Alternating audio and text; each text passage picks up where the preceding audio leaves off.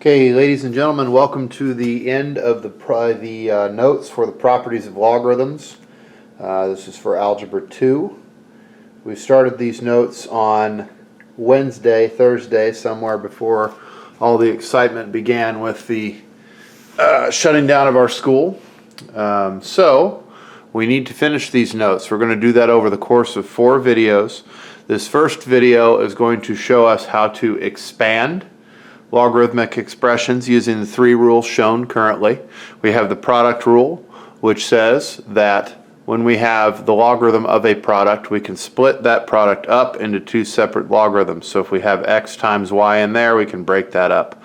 Then we get the quotient rule for logarithms, which is very similar to the product rule, only it says if we have a quotient, i.e. if there's a division problem in there, we can break it up with a subtraction symbol in between.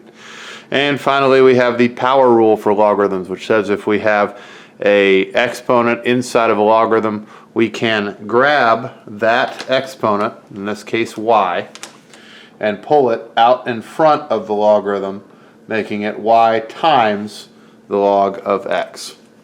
So again, these rules we'd already been over in class, but that was just a quick review so that we could move on into the actual next slide of the notes. This is going to be slide 6 of the note packet.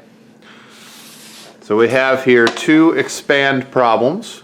We are asked to expand these logarithms and write them all the way out in as expanded of a form as possible. So on number 1, you'll notice that we have the expression 3 times x. So we'll start with the product rule and we'll break this logarithm up into log base 2 of 3 plus log base 2 of x squared. The reason we can do that is because we have the product rule there, 3 times x squared. So since that has 3 times x squared, anytime we see multiplication on the inside of a logarithm, that becomes the addition of 2 separate logarithms. Now we're not quite done because we also have an x squared. So since we have squared here, we can pull that out in front of this logarithm to create the expression. We'll have to leave the first logarithm alone, log base 2 of 3, and then the second logarithm becomes 2 times the log base 2 of x. This is the expanded form of that logarithm. There's nothing else we can do to expand it further. On the second problem, you'll notice that it starts off with there's a quotient in there. So our first step is going to be to separate this logarithm into 2 separate logarithms using subtraction.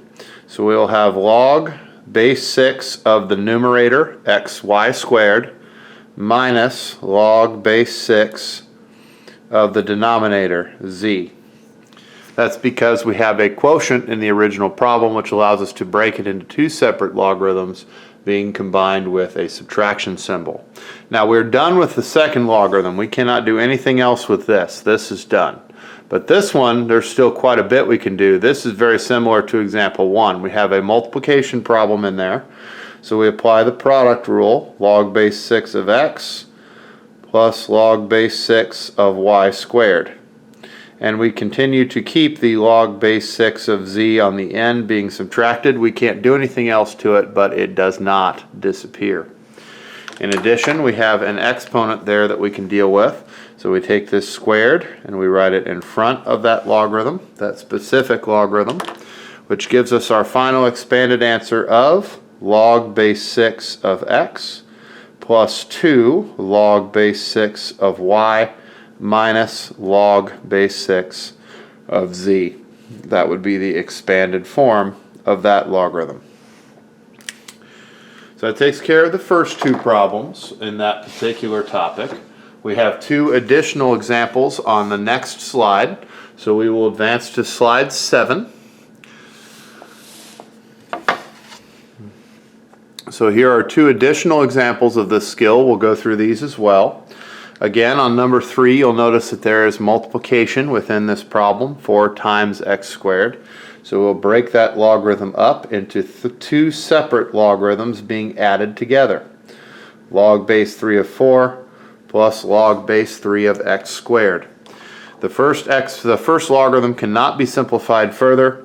The second logarithm we're going to bring this 2, which is an exponent, using our power rule. We're going to pull that out front, which gives us log base 3 of 4 plus 2 log base 3 of x, which is fully expanded. We cannot expand it any further. Now you might be asking yourself, well, how come we don't feed log base 3 to the log base 3 of 4 to the calculator and get a decimal approximation? The main answer I can give you is that it doesn't want us to do that. All it wants us to do is expand this singular logarithmic expression out as far as we can, just to break it up as far as we possibly can. Number 4 is similar to number 2 from the last screen. We start off dealing with this division symbol, so we use the quotient rule to break that up into log base 5 of the numerator minus log base 5 of the denominator. Now, both of those can be broken up a little bit further. The first logarithm still contains a product, so we will use the product rule to break it up into log base 5 of 2 plus log base 5 of x. Then the second logarithm here, log base 5 of y squared, contains an exponent, so we can use our power rule to bring the 2 out in front of that logarithm, meaning we would have minus 2 log base 5 of y. This is our fully expanded answer and is as good as that is going to get. That does it for the first of our 4 videos. Our next video will cover the next 2 slides in our notes, slides 8 and 9, which will cover how to do the exact opposite of the skill we're practicing here.